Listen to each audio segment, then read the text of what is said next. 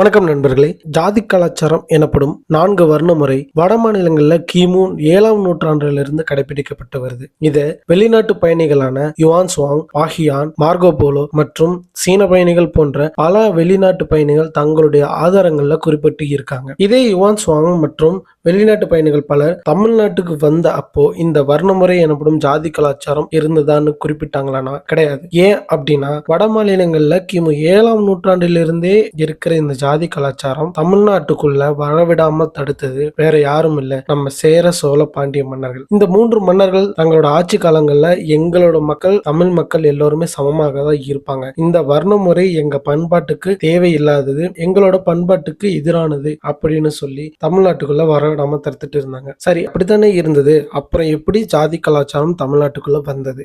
அதுவும் சோழர்கள் தான் ஜாதி கலாச்சாரத்தை பரப்புனாங்க அப்படின்னு நிறைய பேரோட கேள்விகள் இன்னும் இருக்கு. 1218 ஆண்டுகள்ல பாண்டிய மன்னர்களால் சோழர்கள் வீழ்த்தப்பட்டாங்க. சோழர்கள் சிறையிலும் அடைக்கப்பட்டாங்க. இதை பயன்படுத்தி அடையாளம் தெரியாத சிலர் இந்த வர்ணமுறை கல்வெட்டுகளை உருவாக்குனாங்க. இந்த வர்ணமுறை கல்வெட்டுகளை சோழர்களாலோ சோழ அரசு அதிகாரிகளாலோ வெட்டப்பட்டது கிடையாது.